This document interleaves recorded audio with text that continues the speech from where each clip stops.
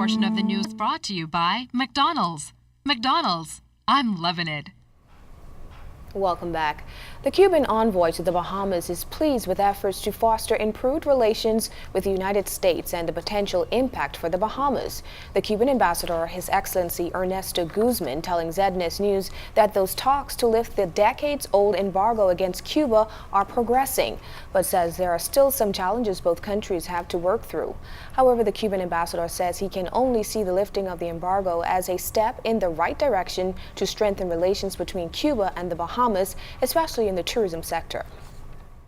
In this regard, I think that the most intelligent thing that we can do is work together in order to create a multi-destination.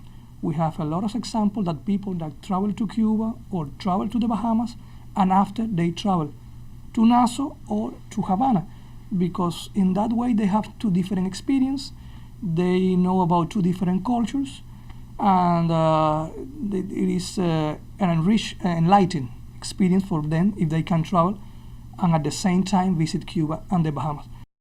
The Cuban ambassador revealed that high-level discussions with Cuban and government officials are taking place.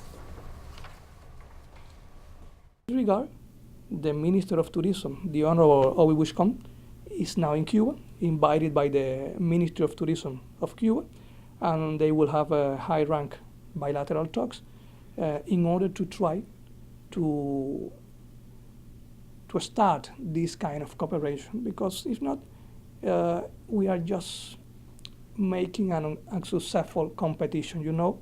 It's like when we travel to Europe, we don't want to visit one country. We want to visit as much as possible because it is a very long trip, expensive trip, so it's the same for them.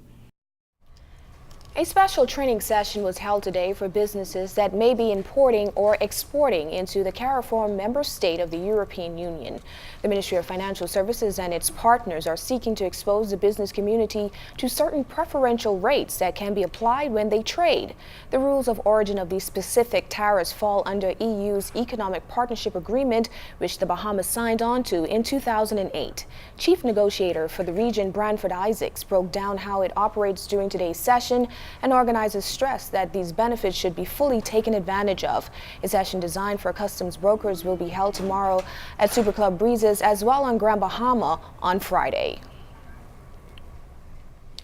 A mother is repeating her desperate pleas for her son's return. Genevieve Monroe hasn't seen her son, 35-year-old James Monroe, who is mute, since last June. After enduring months of heart-wrenching thoughts, she says she's hired a private investigator to try and determine what happened to him. She says her last memory of him was him leaving home on Apple Street off Wolf Road for routine visits with relatives off Market Street.